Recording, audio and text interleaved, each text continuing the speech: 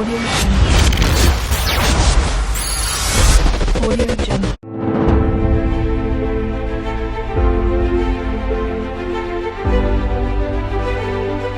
Ahí estamos entonces. Una vez más, gracias por interesarse en esta presentación. Tal como dijimos, la presentación es para ustedes, así que por favor siéntanse libres de preguntar lo que quieran en el momento que quieran. Así usamos el tiempo de acuerdo al mejor interés de ustedes. También somos 40, somos verdaderamente muchos, pero una cantidad manejable que nos permite que, si ustedes quieren, abren el micrófono y preguntan, y con eso evitamos el riesgo de que por ahí me pregunten por el chat y yo no me dé cuenta y entonces le conteste después y así. Siéntanse libres, por favor, de preguntar cuando ustedes lo deseen. Si nosotros estuviéramos presencial en el edificio de SACME, hoy haríamos 3 cosas. Atravesaríamos este PowerPoint en el cual vamos a hablar del sistema eléctrico, vamos a hablar de la generación de energía, algunas características del transporte, vamos a hablar de la distribución y por supuesto vamos a hablar de aquello en lo que SACME tiene su métier, que es cómo es la vida en un centro de control de área, qué es lo que nosotros hacemos, de qué se trata esto de operar la red, ¿sí? Todo eso vamos a cubrirlo en la presentación, que es la primera parte. Después hay una segunda parte, donde nosotros vamos a hacer una demostración en vivo, en tiempo real, sobre el sistema de control. Entonces vamos a poder ver ahí mismo cómo está la red del Gran Buenos Aires en este momento, hoy, martes 26 de octubre a la tarde. Cómo está la red, qué máquinas tenemos, cómo está la demanda, cómo estamos operando los subsistemas, bla, bla, bla. Podemos verlo, la realidad, en vivo y en directo. Y adicionalmente complementar eso con algunas simulaciones fuera de línea, ¿no? Experimentar un poquitito con el qué pasaría si, qué pasa si en estas condiciones hay una falla y sale de servicio de tal línea, cómo queda la red, podemos aceptar operar así o no podemos aceptarlo, cómo podemos rearmar la red y llevarlo a una condición de operación más conveniente. Bueno, primera parte, un PowerPoint donde hablamos del sector eléctrico. Segunda parte, una demostración con el sistema de control, tanto en vivo, en directo, como con simulaciones fuera de línea. Y si estuviéramos presencial, tendríamos una tercera parte que trataría de ver ya presencialmente la sala de control en SACME. Bueno, esta tercera es la única parte que no vamos a poder hacer hoy, por razones obvias, pero que, como hablábamos antes con José durante la introducción, lo hemos hecho y confiamos en que podremos volver a hacerlo. De manera tal que si a ustedes la presentación de hoy les satisface, les parece que el tema es interesante, tengan en cuenta que esta situación de aislamiento y preventivo no va a durar así siempre y que próximamente vamos a poder organizar visitas y estén en contacto con José para que arreglemos alguna fecha que a ustedes les convenga y los podemos recibir en el edificio y darles esta tercera parte que hoy no podemos hacer a la distancia, ¿sí? Bueno, dicho todo eso, entonces vamos a arrancar con la primera parte de la presentación. Tal como les contó José, mi nombre es Darío Barochiner, yo trabajo en SACME hace 5 años, soy jefe de departamento en el área de estudios eléctricos y estadística, ¿sí? Y entonces vamos durante la próxima hora y media, un poco más, un poco menos, dependiendo de la cantidad de tipo de preguntas, recorrer esta presentación con esto que estamos viendo en pantalla, el sistema eléctrico. Comenzamos, entonces. Ustedes ya habrán escuchado, inclusive los alumnos que comentó José que tenemos hoy, que están en el primer año, que nosotros, para contar cómo nuestro sistema eléctrico, gustamos mucho de organizarlo según sus actividades que ven acá en la pantalla, ¿no? La actividad de generación, ¿sí? Donde lo que hacemos es convertir algún tipo de energía en energía eléctrica. Ya vamos a ver que eso puede ser, hay varias alternativas, varias fuentes, varias tecnologías, varias posibilidades ciertamente de hacerlo. Bueno, en la generación hacemos eso, algún tipo de energía en alguna forma la convertimos en energía eléctrica, ¿sí? Por otra parte, tenemos acá lo que es grandes Darío, te usuarios, hago una usuarios consulta. residenciales. Por favor. Darío, vos estás pasando algunos slides porque siempre está la presentación inicial. No, de momento no, estoy hablando sobre Ah, la bien, bien, primera. Sí, bien, sí. perfecto. Bien, Pero bien. gracias por la pregunta. Entonces, así como en la generación acá, el cursor se ve, ¿verdad? No puedo ver, pongo el puntero mejor. En este. No, en este no tengo, disculpe, no tengo puntero, pero el cursor se ve, ¿no? Estoy marcando la generación, es la actividad que dijimos recién, convertir algún tipo de energía en energía eléctrica. En el otro extremo tenemos nuestra experiencia, de todos los que estamos acá, todos los participantes que estamos hoy acá, cada uno de nosotros individualmente vivimos el sistema eléctrico como usuarios en nuestras casas, ¿verdad? Como consumidores, usando la energía eléctrica. En el medio de eso, entre los que están transformando la energía de alguna forma en energía eléctrica y nosotros que la estamos usando, tenemos partes del sistema que se encargan en poder traernos esa energía y poder suministrarla a nosotros de una manera que nosotros la podamos usar. Entonces, lo más inmediato para todos los que estamos acá es, sabemos que en nuestras casas, ¿sí? Tenemos 220 volts de corriente alterna monofásico, ¿no? El caso más común.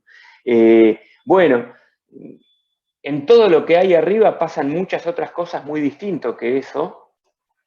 Se hacen muchos trabajos y muchas actividades distintas para que nosotros podamos tener esos 220 volts de corriente alterna monofásica en nuestras casas, ¿sí? Acá, cuando hablamos del uso y mencionamos los usuarios residenciales, que somos nosotros mismos, pero mencionamos también los grandes usuarios, ya podemos mencionar algo que atañe al sistema respecto de cómo es el uso de energía.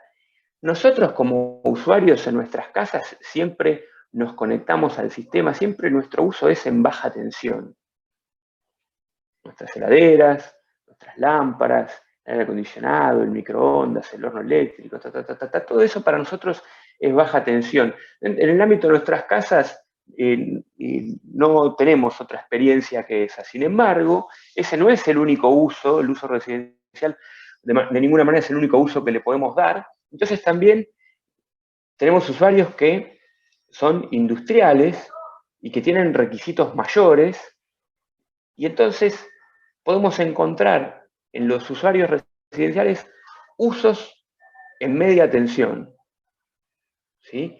Y con usos en media tensión me refiero a motores, hornos, otras aplicaciones que se conectan directamente en media tensión y allí transforman la energía eléctrica en lo que fuera que vaya a ser el dispositivo, ¿sí?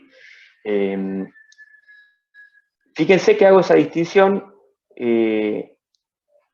para decir, eso es distinto que comprar energía en media tensión, como hacen muchos edificios grandes, como presumiblemente puede hacer la universidad, los grandes shoppings, el sector comercial. Comprar la energía en media tensión, pero después se usa en baja tensión.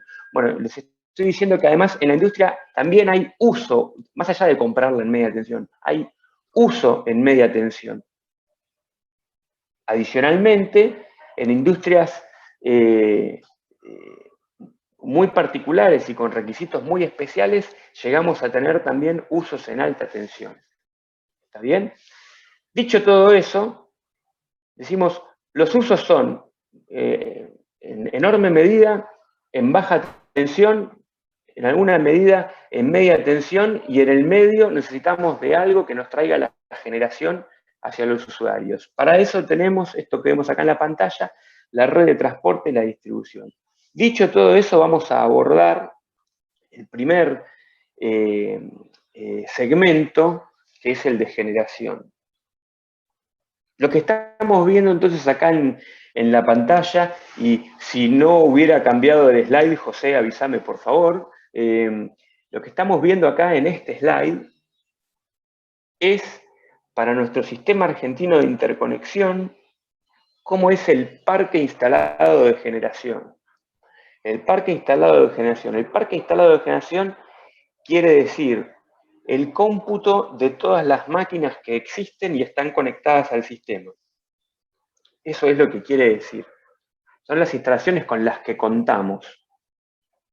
Eso no quiere decir, en primer lugar, ni que todas estén generando al mismo tiempo. Eso, de hecho, superaría nuestra demanda. Ni tampoco quiere decir que podamos convocarlos a todos a generar. ¿Sí? Esto es lo que existe. Y entonces, haciendo un pantallazo rápido de total de generadores que existen y están conectados a la red, vemos que tenemos algo así alrededor de 42.000 megawatts. ¿Sí? Eso es lo que existe y está conectado a la red. Pero de estos 42.000 megawatts, nosotros nunca podemos usarlos todos por diversas razones. Entonces, hay muchas, enumeremos algunas. Por ejemplo, la generación solar cuando es de noche no genera, la eólica cuando no hay viento tampoco, ¿sí? Las hidroeléctricas con embalse, es decir, que las que acumulan agua, nosotros tenemos el agua ahí acumulada y tenemos que hacer un uso estratégico y racional de ese agua, es decir, usarla para generar en el momento que más conviene. Eso hace que por momentos tengamos que elegir guardarla y entonces no podemos generar. Después también, por supuesto, sucede que las instalaciones sufren daños, se rompen. A veces pasa eso, hay una salida forzada, es decir, un equipo sufre un daño y tiene que salir de servicio. Y hay veces que eso no sucede, pero tenemos que sacarlo de servicio igual para hacerle un mantenimiento, con lo cual tratamos de protegernos de que después no tengamos una salida forzada. Bueno, así diversas razones. Bueno, respecto de las térmicas, hay momentos donde tenemos restricciones de gas por la producción, hay momentos donde tenemos restricciones de gas por el transporte del gas, hay momentos donde hemos enfrentado restricciones logísticas de combustible, de llevar los combustibles líquidos hacia las centrales. Entonces, hay toda una serie de restricciones como la que dijimos recién, el sol, el viento, el uso del agua, los combustibles, las cosas que se rompen y tal, que hacen que de estos 42.000 que tenemos acá en la columna de total, como total del sistema, que podamos llamar a convocar para generar, tenemos siempre una fracción de ello, y es una fracción bastante menor. Tenemos bastante menos de 42.000 que podemos convocar al despacho en cualquier momento. Bien, dicho eso, demos una mirada a, de estos 42.000 que tenemos instalado, ¿cómo se componen? Bueno, hacer una descripción de eso, en mi opinión, requiere comenzar por decir que de los 42.000 que tenemos de total, alrededor de 25.000 corresponden a generación térmica. Térmica en sus diversas alternativas respecto de tecnología. Lo que es ciclos combinados, turbinas de gas, turbinas de vapor y diésel. Entre todo eso sumado, juntamos 25.000, que explica un poco más de la mitad del parque instalado de generación. Vale decir que nuestro parque de generación es preponderantemente térmico, ¿sí? Más de la mitad. Eso en cuanto a potencia instalada. De vuelta, el cómputo de qué cantidad de máquinas tenemos conectadas al sistema. Bueno, de todas las que tenemos, en cuanto a potencia, más de la mitad es térmico. En un segundo lugar, pero es un segundo lugar bastante lejano, porque el primero es 25.000 el térmico, el segundo, la hidro, con cerca de 11.000, es decir, menos de la mitad de lo térmico. ¿Sí? Naturalmente que en la parte hidroeléctrica cabe también todo lo que mencionamos al principio. Algunas de las centrales que tenemos hidroeléctricas, tenemos embalses, ¿no? Y tenemos que hacer un uso inteligente del agua, elegir bien los momentos en los cuales turbinarlas, en otros momentos guardar agua, y entonces no podemos estar usando estos casi 11.000 todo el tiempo. Eso es así en las de embalse. En las que son de pasada, el que decide es el caudal del río, ¿sí? Si tenemos agua podemos generar más, si no tenemos agua, entonces tenemos que contentarnos con generar menos, y bueno, probablemente hayan escuchado que estamos teniendo, venimos de varios meses de la zona del litoral, poca agua, poco caudal y en consecuencia poca generación de esa región del país. ¿Ok? Fíjense que en tercer lugar, en potencia instalada, aparece la eólica, con algo así como 3.200 megawatts, 3.200 megawatts de gran crecimiento en los últimos años. O sea, en los últimos años pasamos de algo que se parecía mucho a 100, 200, algo casi nulo, a 3.200. Sin embargo, en virtud de lo que dijimos antes, esto es potencia instalada, cantidad de parques eólicos conectados, y el que decide cuánto generamos de esto es en buena medida el viento. ¿Sí? O sea, no podemos estar generando 3.169 megawatts todo el tiempo porque depende del viento, entre otras cosas. ¿Ok?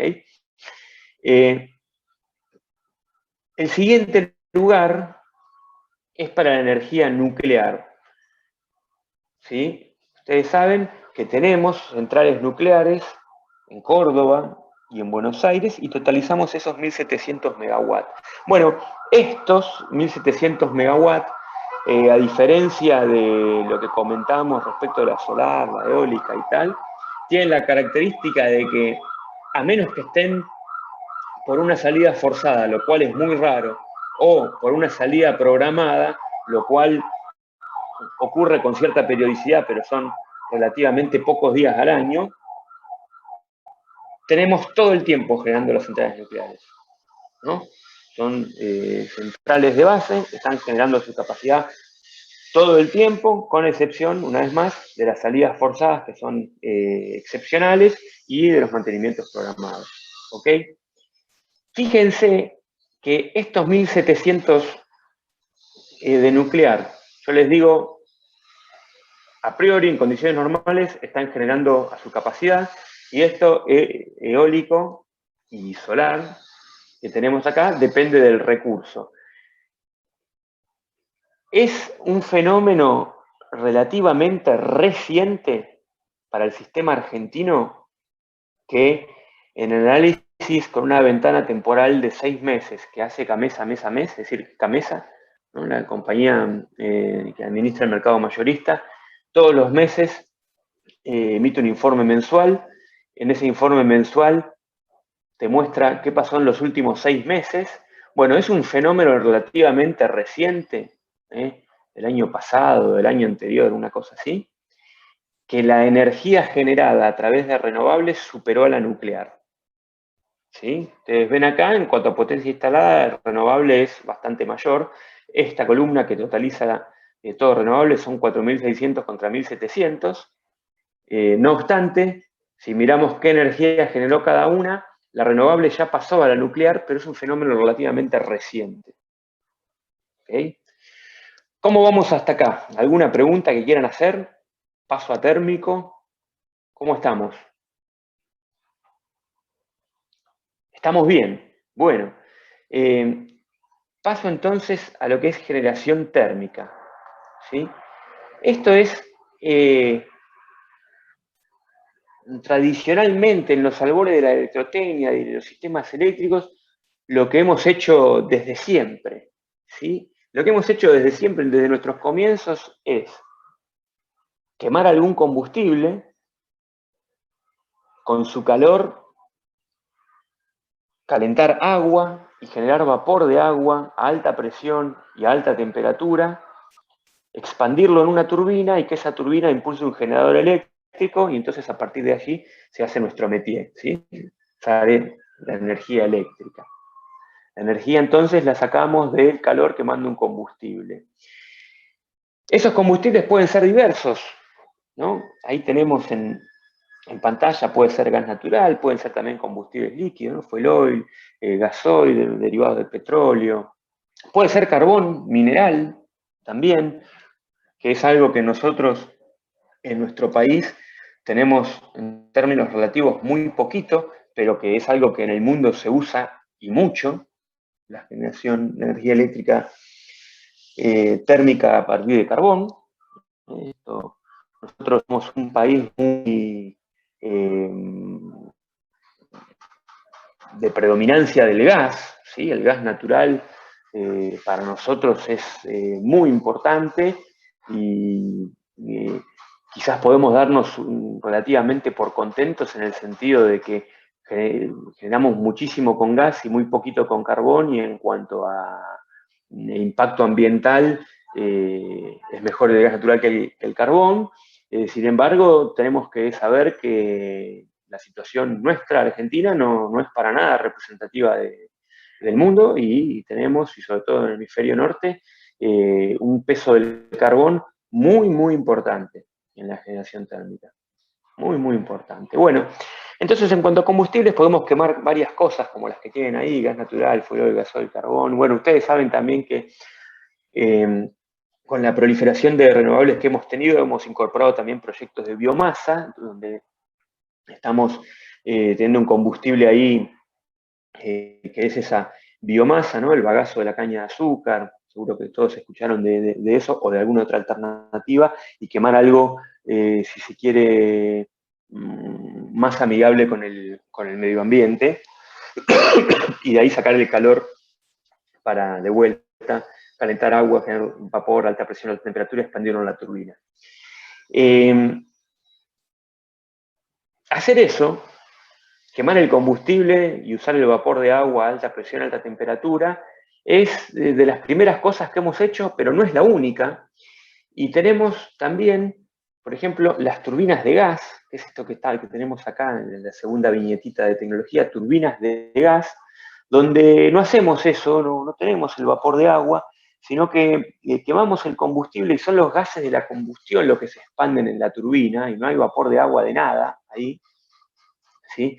Los gases de la combustión se expanden en la turbina e impulsan el generador, y ahí tenemos la energía eléctrica. Tanto en las turbinas de gas como en las turbinas de vapor convencionales, el rendimiento, es decir, cuánto aprovechamos de ese calor que sale de quemar el combustible, cuánto aprovechamos, cuánto se ve reflejado en lo que generamos de energía eléctrica del otro lado, a la salida del generador. Bueno, ahí manda el rendimiento termodinámico, y esos rendimientos son importantes para tener en cuenta. Tenemos que pensar que en esas tecnologías de turbinas de gas y turbinas de vapor convencionales enfrentamos rendimientos del orden del 30%. 30%, ¿sí? Es impactante, ¿no? Es decir, que el 70% no lo estaríamos pudiendo aprovechar. También sucede que lo que hacemos en las turbinas de gas, de usar los gases de la combustión para expandirlos en la turbina e impulsar el generador, una vez que eso ya lo hicimos en la turbina de gas, los gases que salen de la turbina de gas ya impulsaron la turbina, y es como que retienen todavía mucho calor, retienen energía, y es una energía que perderíamos si no la aprovechásemos, si la venteásemos, por ejemplo. Bueno, ese calor en los gases a la salida de las turbinas de gas es lo que da lugar a pensar en un aprovechamiento de esa energía térmica, y con esos gases calientes usarlos para, ahora sí, lo que hacíamos siempre, generar vapor de agua, alta presión, alta temperatura, expandir la turbina de vapor. La combinación de ambas cosas es lo que da lugar a los ciclos combinados, y el efecto de eso es tal que los rendimientos que se alcanzan son muy superiores, de más del 50%, del 60% en algunos casos. Y tal. Bien, ¿todo bien hasta acá? ¿Alguna duda, alguna pregunta? ¿Alguien se sorprendió con algún dato que no conociera? ¿Cómo estamos? Estamos bien, después seguimos tenés bien. que comentarnos un poco cómo les ha cambiado la programación con esta temperatura anormal para esta época del año. Ah, sí, sí. Bueno, cómo no, ningún problema. Bien. En cuanto a energía nuclear, lo que hacemos es algo en alguna medida similar a lo que hacemos con la generación térmica, es decir, vapor de agua, alta presión, alta temperatura, pero con la diferencia clave de que el calor que usamos para hacer eso, generar vapor, alta presión, alta temperatura, no lo sacamos de quemar un combustible, sino que lo sacamos del déficit de masa en la fisión nuclear. ¿Sí? Es decir, una vez que conseguimos el calor, si quieren verlo así simplificadamente, lo que sigue después es como lo que conversamos recién en térmica. Vapor de agua, alta presión, alta temperatura, expandirlo en la turbina y impulsar el generador. La clave está de dónde sale el calor, de la fisión, del déficit de masa producido por la fisión nuclear. ¿Sí? Es decir, partir el elemento. ¿Está bien? Bien. Tenemos también la generación hidroeléctrica, aquella que le atribuimos el segundo lugar en el podio. ¿Sí? Y les comento, este segundo lugar en el podio es un segundo lugar, tanto en potencia instalada como en energía generada. Una vez más, si vamos a ver mes a mes, en ese reporte que te dice cómo estuvimos los últimos 6 meses, que dice Camesa, lo que vemos en eso es cómo estuvimos los últimos 6 meses, de toda la energía que se generó, vamos a ver que el segundo lugar está ocupado por la hidroeléctrica. ¿Ok? Bueno, acá ya es radicalmente distinto el modo de generar, porque no hay una conversión termodinámica, sino que es el agua fluyendo a través de la turbina lo que impulsa la turbina y el generador, ¿verdad? Naturalmente que tenemos distintos usos y distintas tecnologías, distintos tipos de explotaciones de centrales hidroeléctricas. Y tenemos centrales donde tenemos más bien explotaciones sobre un río que tiene mucho caudal y poco salto, ¿sí?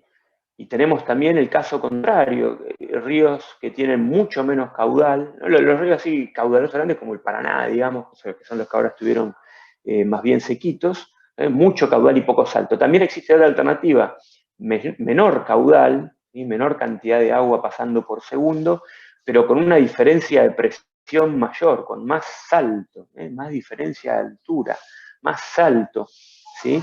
Para generar la energía eléctrica. Otra clasificación de las centrales y que es de vital importancia para el funcionamiento del sistema eléctrico es respecto de la capacidad de los embalses.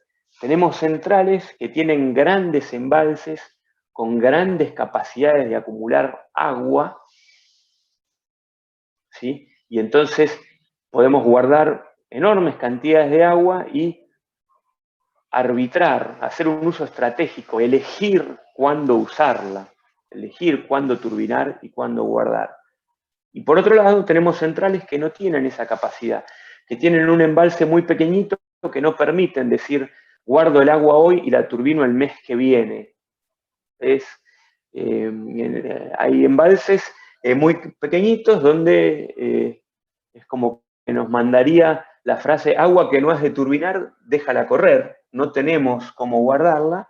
Bueno, tenemos de los dos casos, centrales con embalses grandes y centrales que no tienen esos embalses grandes. Esto de los embalses es algo muy importante, no es para nada menor, y nos lleva a tocar un tema que representa una enorme restricción para el sistema eléctrico, y es que nosotros no podemos acumular la energía eléctrica a gran escala.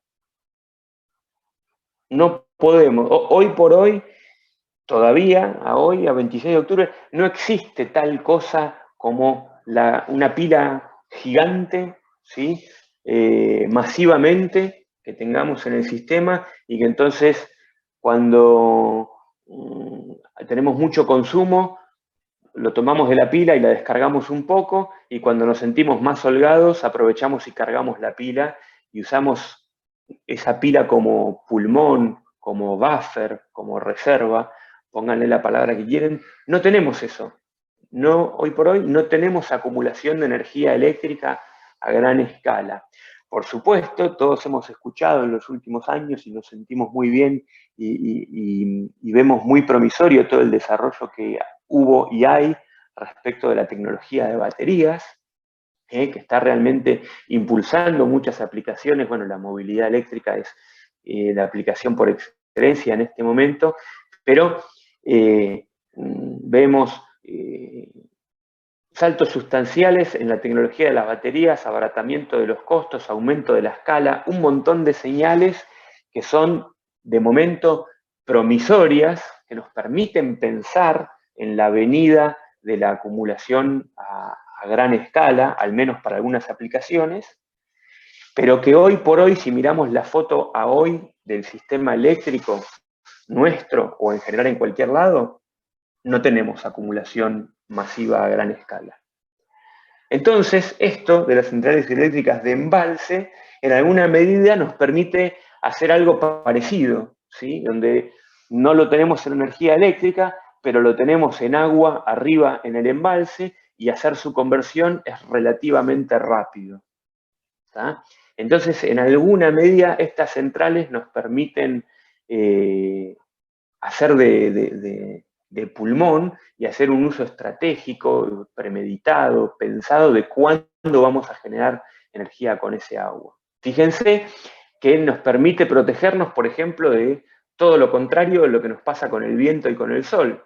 Cuando está el recurso está, cuando no está, no está, y entonces tenemos generación o no tenemos generación dependiendo de eso, y no tenemos ninguna variable de control nosotros sobre eso, como para decir, bueno, es de noche, pero me gustaría generar un poco más de solar. No tenemos cómo hacer. Si está el recurso, está, y si no está, no está. Bueno, esto del embalse y la acumulación del agua nos permite mitigar, ¿sí?, en alguna medida ese aspecto. ¿Okay?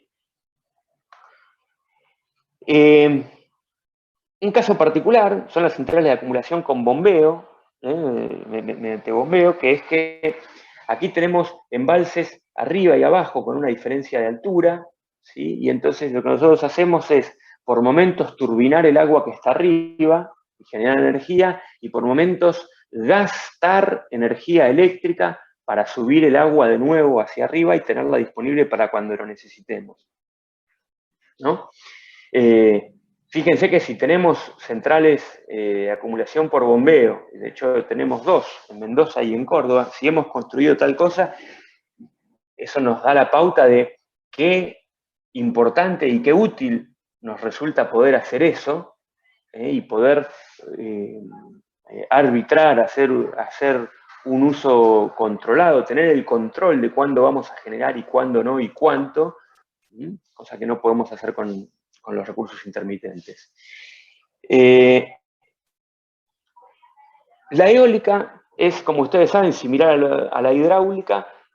Por supuesto, tampoco hay conversión termodinámica. El generador se ve impulsado no por el agua en este caso, sino por el viento, y nuevamente tenemos todo lo que dijimos respecto a la intermitencia del recurso que comentamos hasta recién. ¿Okay? La solar es bastante distinto.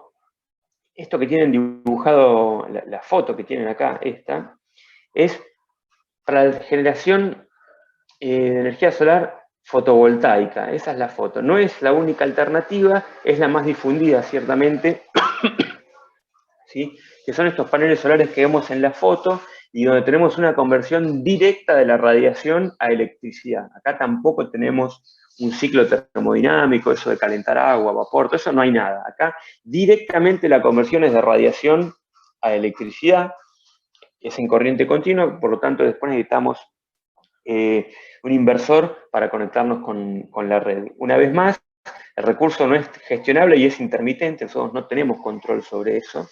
Y finalmente se trata de generación no sincrónica, vamos a conversar de eso más avanzado en la presentación.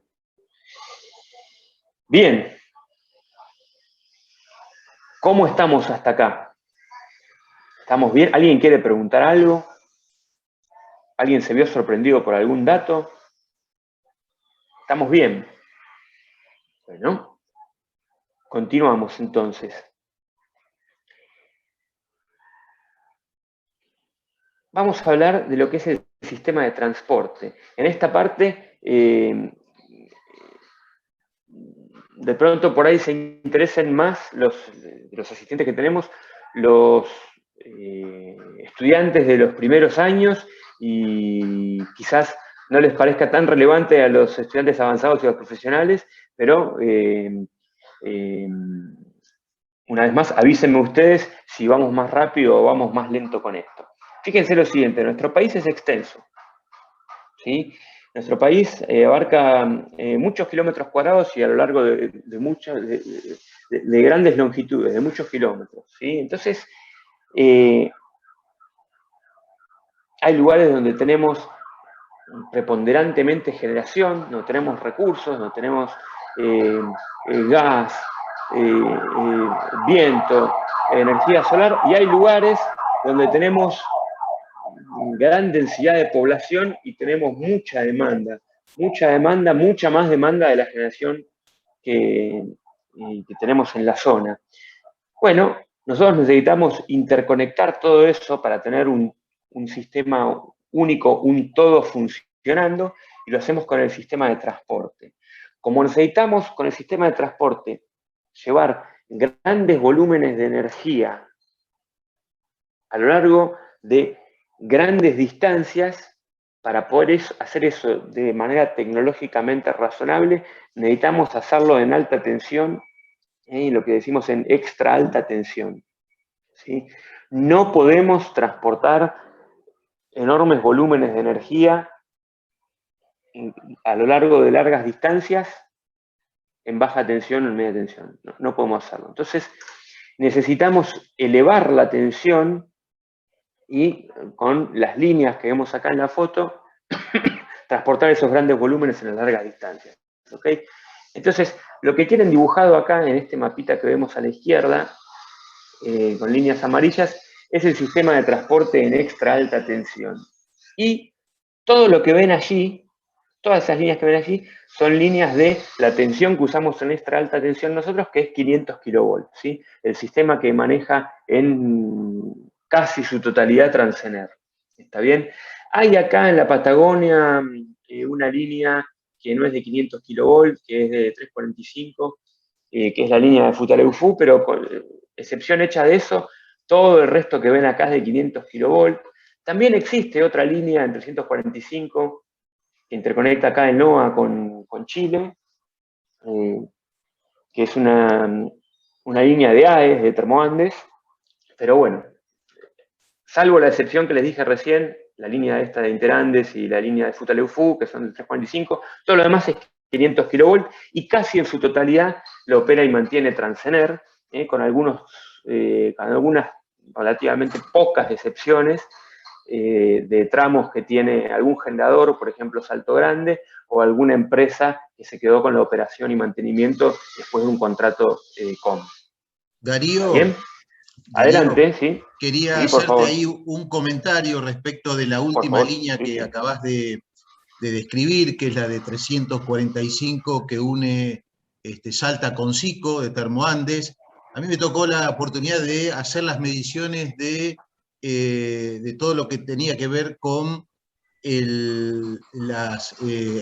todos los sistemas de amortiguación, y yo siempre les comento a los chicos que es de 345, en realidad es una línea de 500, pero como cruza la cordillera por la densidad del aire y las fallas, tuvieron que energizar y transmitir en 345 kilovolt, una obra impresionante de la ingeniería cruzando esa línea de la cordillera de los Andes. Claro, claro, sí, sí, pasa por... Primero que, bueno, es ciertamente larga y pasa por zonas más allá de la altura como tal.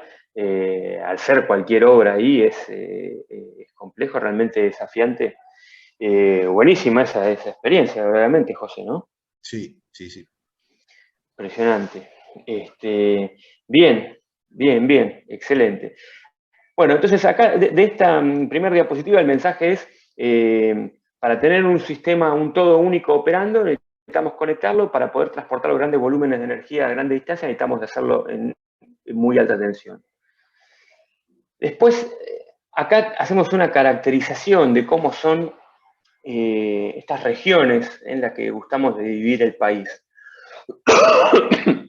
Fíjense, tenemos esa zona ahí en Cuyo y en el NOA, donde tenemos generación térmica de gas, y ciertamente teníamos pozos de gas en el norte, en Salta, que fueron depletando. Después, en alguna medida, eso fue compensado con gas importado de Bolivia, y lo que tenemos en los últimos años como fenómeno allí en la zona del NOA es la proliferación de proyectos solares fotovoltaicos. Cuando vamos a ver de todos esos proyectos fotovoltaicos que se construyeron en los últimos años, ¿dónde están? Bueno, una gran proporción está ahí en el NOA, ¿sí?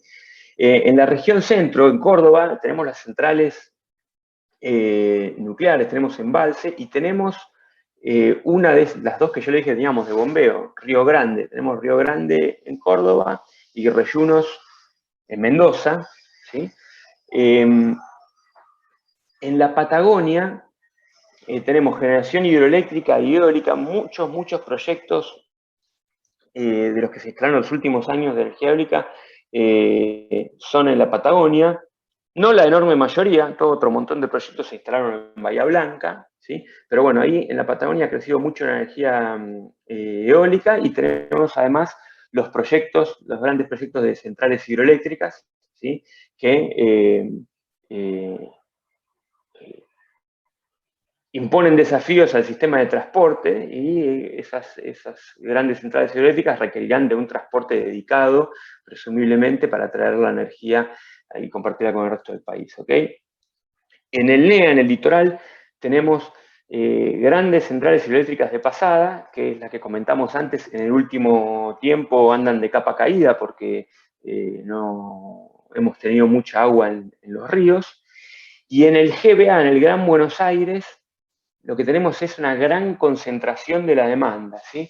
Ahí tenemos aproximadamente 40% de la demanda del país está en esa pequeña región del Gran Buenos Aires, donde estamos nosotros, de SACME, UNAUR, y bueno, vi que está conectado Ariel Albanese, también aprovecho para saludarlo. Tenemos de bueno, dentro de la región del GBA, tenemos gran concentración de demanda. Ciertamente tenemos generación térmica también, sí, pero tenemos tanta más demanda que somos siempre nosotros una región importadora, ¿no? Tomamos energía del resto del país. ¿Okay? En la provincia de Buenos Aires, bueno, tenemos térmica, tenemos nuclear, sí, ahí tenemos las Atuchas, y les comenté de los proyectos eólicos que se construyeron, una gran parte son en Bahía Blanca, al punto de que en el último tiempo ya se observaba una cierta saturación del sistema, y la imposibilidad de seguir recibiendo proyectos eólicos con la infraestructura existente si no se ampliare, ¿sí? En el Comahue tenemos generación hidroeléctrica, ahí tenemos las hidroeléctricas de embalse grandes de nuestro país, Chocón, Piedra del Águila, y también tenemos gas, y entonces tenemos ahí mismo centrales térmicas a gas, ¿ok? Todo eso interconectado entonces con nuestro sistema de transporte. Este último slide de la parte de transporte que vemos aquí es una figura que presumiblemente hayan visto muchas veces, y que en esas líneas de rojo implanta sobre el mapa de Europa a escala nuestro sistema de transporte. Y lo que quiere representar esta figura es que nosotros tenemos un sistema verdaderamente extenso para la demanda que manejamos en términos relativos, ¿sí? Tiene esta comparación en el cuadro de acá abajo, Europa 500 contra nosotros 25 gigawatts, ¿sí? Y cubrimos ciertamente unos cuantos países, en una región importante, ¿no? Entonces, lo que decimos, el sistema nuestro es verdaderamente muy extenso para la demanda que cubrimos en términos relativos, por ejemplo, comparado contra Europa. ¿Ok? ¿Todo bien hasta acá? ¿Alguna duda, alguna pregunta?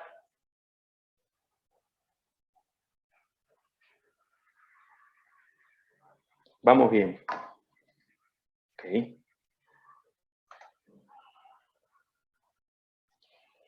Bien. Habiendo tocado entonces generación y transporte, nos metemos ya en la parte de distribución. ¿Sí? Entonces, habíamos dicho que nosotros, en nuestra vida cotidiana, en nuestro uso que hacemos individualmente los participantes que estamos aquí del sistema eléctrico, somos usuarios, nos conectamos en baja tensión y esperamos a partir de ahí satisfacer nuestras necesidades.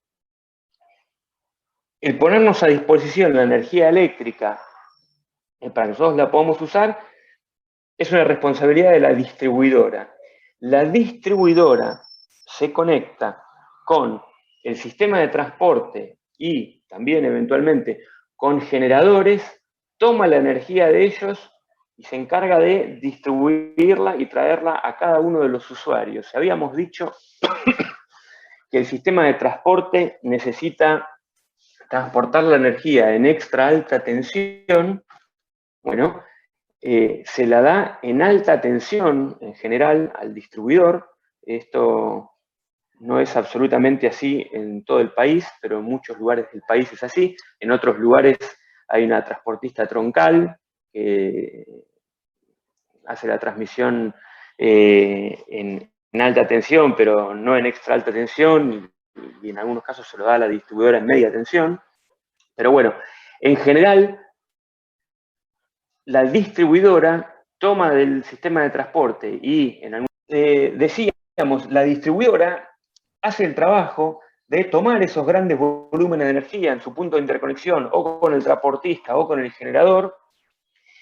Eso, en virtud de lo que hablamos antes, lo hace en alta tensión y a partir de allí la distribuidora va reduciendo tensión y ampliando cobertura geográfica.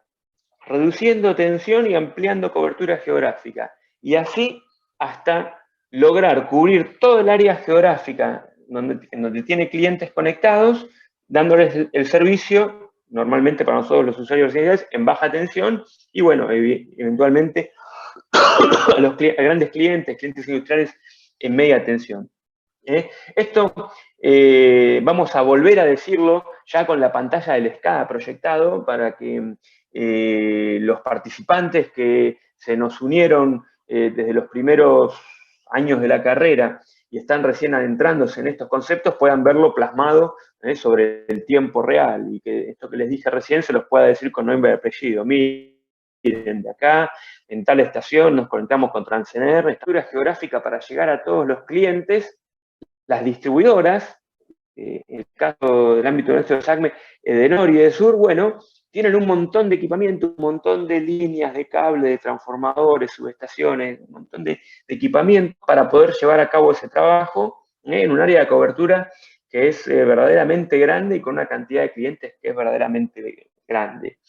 Sucede otra cosa, que es la última viñeta que tenemos aquí. Para el usuario, la distribuidora es la cara visible del sistema eléctrico, ¿no? Yo en mi casa tengo Edesur y para mí el sistema eléctrico como usuario es Edesur, es con quien el que me da el servicio, al que puedo llamar si tuviera algún problema, al que le tengo que pagar la boleta, ¿sí? Ahora, en virtud de lo que vimos recién, Edesur se encarga de una parte de lo que hace a la totalidad del servicio, porque Edesur me está dando a mí una energía que no genera y que le fue transportada por un tercero, Transener, desde otro lugar. ¿Sí? Edesur, ante mí, es todo el sistema eléctrico, pero en verdad, después, de la energía que me da, hay una parte que es por su trabajo propio y otra parte que es por el trabajo de terceros, los generadores y el transportista, ¿ok? Eso hace también que, yendo a algo más transaccional y monetario, de lo que yo le pago a Edesur, de lo que cada uno de ustedes le paga a su distribuidora, una parte es para compensarla por su servicio y otra parte es para que esa distribuidora se dé vuelta y se lo pague a terceros, ¿sí? Por ejemplo, la energía, ¿no? Hay una parte de la factura nuestra que es el concepto de la energía que gastamos y la distribuidora nos cobra por el servicio de habernosla llevado hasta nuestra casa y habernos puesto disponible un servicio, pero no nos cobra lo que costó generar la energía. Eso es algo que se le paga al generador y la distribuidora, esa plata, debe pagarse la Camesa para que a su vez Camesa se lo pague a los distribuidores. Naturalmente que nosotros recibimos una única factura de la distribuidora y no recibimos una tonelada de facturas de, que viene Chocón y dice, bueno, me debes tantos kilowatt-hora y no sé, Salto Grande me debes tantos otros, no. Nosotros le pagamos al distribuidor, si tenemos cualquier problema también, como sabemos, le reclamamos al distribuidor y el distribuidor después, puertas para adentro, hay una parte que le toca a sí mismo por la tarea que realiza y hay otra parte que es de terceros, generadores y transportistas. ¿Okay? Al ámbito de la distribución pertenece SACME. SACME está dentro del ámbito de la distribución y SACME es con lo que vamos a seguir ahora en la presentación.